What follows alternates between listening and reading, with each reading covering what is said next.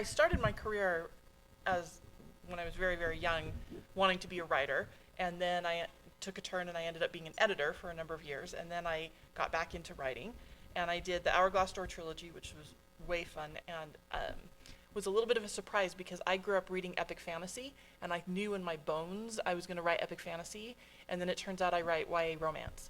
So, it's just it's practically the same thing, really. And, but that was really sort of where my storytelling voice came out, and so I wrote 4 young adult romance novels, and then some short fiction and some short stories, also romance. And so what I'm going to read today is a section from a work in progress that is right now cleverly titled Maggie Story. That's just what the file is called. A little bit about this is because kind of had an interesting journey. I originally wrote the first 5,000 or 6,000 words at a writing retreat with some friends in October of several years ago, and then that Christmas, somebody broke into my house and stole my computer, which was not great because I hadn't backed up my story. And so I thought, I don't want to start over, but the ideas kind of wouldn't leave me alone. And I kept thinking about it, and I tried other things, and I'm like, I thought, but I had all this work, and now it's gone, and what do I do? And then Jim Butcher said, it's not the ideas that disappear that you should chase, it's the ideas that won't leave you alone. And I thought, oh, great, now I got to write it, because it won't leave me alone. And so I sat down a couple years ago, and I just started over from scratch, and I'm still not quite done with it, but it's been a fun exercise in revisiting a story that I had a bunch of work already done, and then just started over again. So the basic premise of this, it's adult romance, and Maggie, our title character, she's the only daughter of an extremely famous celebrity chef. Think like Gordon Ramsay, but meaner. And she has grown up in his shadow, and she has now has been trying to prove herself as a chef, and she doesn't really want anybody to know her connection. She doesn't want to, trade on her father's name, but the restaurant that she opened is not working, and it's failing. And meanwhile, Aiden, who is a very popular actor in a period drama, shows up and says, I'm trying out for a part in a movie, and I need to know how to cook, so I want you to teach me, and I'll pay you to do this. And romance ensues, because obviously she needs the money for the restaurant, and they're going to fall in love, because that's what happens in romance. So this is the section about halfway through so far where they're going to go on their sort of first date and their first dance. So that's a little bit about background of where we're at. Let me just do this. I want to make sure that I stay on time.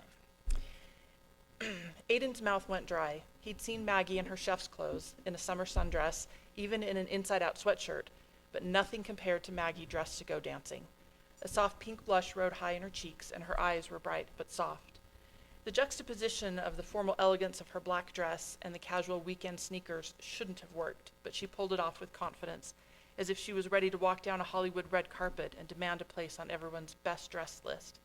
You look amazing, he said, realizing that amazing was another filler word that failed to communicate the entire truth and depth of the experience. Though he admitted to himself, delicious would actually work perfectly in this situation. They had a whole conversation about that earlier. She touched her hair. Thanks, I haven't been dancing in, well, ever really. Impossible, he said. You should be dancing through life every day. Every step you take should leave music in its wake. A small furrow creased her brow. That sounds like something Philip would say. Is that a line from Rosehaven Manor? Aiden shook his head. Our writers are good, but you are an inspiration. Maggie didn't bother to fight back a smile. Where are we going? He took a few steps toward her, surrendering to the magnetic pull of her the closer he got. It's not far. Really? I doubt you've been in town long enough to know where all the nightclubs are. Oh, we're not going to a club. We're not? No, too crowded, too noisy. He took her hand, forcing himself to steady his trembling fingers. Not enough room to dance properly. He led her out the door and down the path that led from her apartment to the community rec area. It was late, and the gates to the pool, the tennis courts, and the basketball court were all closed. The light posts were dark, except for one by the clubhouse entrance. A thin puddle of light spilled through the shadows.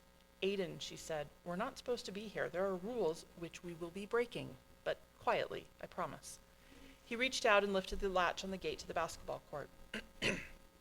Aiden, she whispered again, drawing out the 2 syllables of his name. Maggie, he whispered back, matching her rhythm. He squeezed her hand in his. Trust me.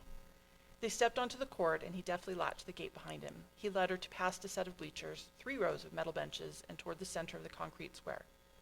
We're going to dance on a basketball court? Her voice held a note of disappointment. He shook his head. He touched her chin and lifted her face toward the sky. We're going to dance beneath the stars. She swallowed, and her eyes traced the long line of her She swallowed, and his eyes traced the long line of her neck from the soft curve behind her ear to the hollow of her collarbone and then down the slope of her low-cut dress, which revealed the swell and curve of her chest as she breathed. There's no music, she said when she finally looked down from the stars. I told you, there's always music where you are. He withdrew his phone from his back pocket and pressed a few buttons.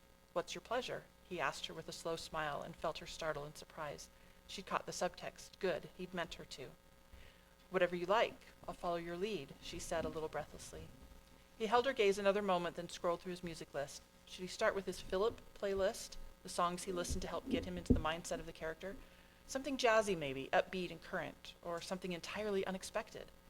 He remembered Maggie saying that she didn't have much experience with dancing, so probably best to start out with something easy, traditional, something that would put her in his arms and keep her there. The opening notes of Song to be determined later rose from his phone, a familiar melody, loud enough for them to hear it clearly, but not loud enough to annoy her neighbors. He put the phone in his back pocket and slid his hand around Maggie's waist, gently coaxing her closer. He felt the sway of her hips under his palm as she walked forward to meet him. The fabric of her dress was silken against his fingers, the metallic threads providing a hint of a contrasting rasp, a contrast that he thought suited her perfectly. He kept his eyes locked on hers, partly to put her at ease, but mostly to keep himself from looking where he shouldn't. He didn't think she'd mind. He remembered how she'd looked at him in the restaurant, appraisingly and approvingly, but he wanted to savor this moment, take it slow and easy, just like their first dance. He drew her into the circle of his arms and felt her inhale, his body close to his, her chest pressed to his. He took her right hand and guided it into place on his shoulder. The fine hairs along the nape of his neck stirred at her touch. I thought we'd start with a box step. I'm not in 7th grade, you know, she said. Oh, I know, he said, shifting his right hand around her waist until his fingertips touched her bare skin, sparking a heat that ran up his arm. Tell me, when you started cooking, did you start off with something complicated like... He paused and laughed. This is a bad example. I have no idea what you think is complicated to make. She laughed with him, her breath warming the side of his neck. Mole is complicated to make. Takes like 20 ingredients to do it right, and coq au vin takes 2 days. It's pretty complicated. Right. I don't know what either of those things are. He led her through another round of steps, relishing the nearness of her, how easily her body responded to the gentlest of pressure, how intuitively he knew how to guide her. Good thing I didn't say steak then, which is what I was thinking. Steak can be complicated, she said. Her tone was meant to put him at ease so he wouldn't feel silly about what he'd said, even though he knew she was secretly giggling at his ignorance. He didn't mind. He knew she wouldn't hold it against him. As I was saying, he continued, picking up the pace to match the flow of the music, when starting something new, it's best to perfect the basics before you attempt something more complicated, she finished. He tightened his fingers around hers, then quickly took a step forward and lowered her into a dip. She caught her breath with a startled but happy, "Oh."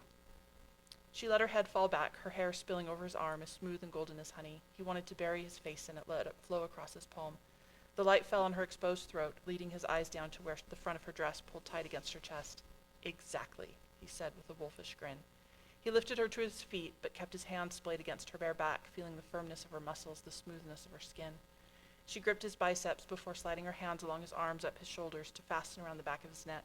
Her fingers toyed with the edges of his hair. I could probably handle something more advanced, you know. I'm a quick study. Oh, really? He said. He hitched her to his chest, tight enough that he could feel her heart racing next to his. Her face was nearly level with his. He swept her off her feet in a tight circle. When he stopped, he held her for another moment, unwilling to let her go. How far do you want to take this? He asked quietly, though the blood pounding in his ears was nearly deafening. She bit her lip and held his eyes. All the way? It was almost a question. Heat raced through him, kicking his heart into a faster gear. Did she know how that sounded? He looked at her eyes, at the light shining in them. Yes, she did. Did she mean it the way he wanted it to? She smiled, and he couldn't look away from her mouth. Her lips, slightly parted, looked shadowed and soft in the starlight. Yes, she did. She pressed herself closer to him, and he slowly lowered her to the ground, memorizing every sensation of her body sliding down his. Her scuffed sneakers kicked up some of the crumbling concrete court when she regained her footing. He felt a trembling in her body, or was it in his? Yes, he'd been flirting with her, and yes, she had responded. Oh, how perfectly she had responded. But the rational part of his brain distantly screamed at him in a voice that sounded eerily like Xavier that he shouldn't mess this up. He couldn't. He needed to learn what he came here to learn, nail the audition, and get his career back on track. A relationship right now would only cause problems. Besides, she was already in a relationship with that Shaw guy. It would be wrong of him to get in the way of that. But everything else in him promised him how right it would be if he would simply close the remaining distance between them, if he lowered his face to hers, if he kissed her. She would welcome it, he knew it. And more than that, she would return it. He could almost feel the firmness of her lips the instant before they would yield to his, how they would soften beneath his, how her mouth would open, and he pressed his lips together and took a step back, trying to put some distance between them. But she followed his lead, staying close as though it was just another part of the dance. The song ended to both his vast relief and disappointment. It took all his strength to slide his hands away from her and move away. Despite the warm summer night, a strobing hot and cold battled in his chest. A breeze ruffled through his hair, as gentle as her fingers had been on his neck. Maggie remained in place, eyes closed, gently swaying as if she could still hear the fading echoes of the song. She tilted her face toward the sky, a smile softening the curves of her face. She was open, vulnerable. Her name caught in his throat. He wanted to say it, wanted to use it as a spell to summon him to her. He wanted to hear her say his name, whisper it, moan it, shout it. But he said nothing. He couldn't. She stretched out her arms and twirled, her smile releasing a pop of laughter. The moonlight caught the silver threads in her dress, making her spin like a galaxy of stars. She was all silver and skin and shadow.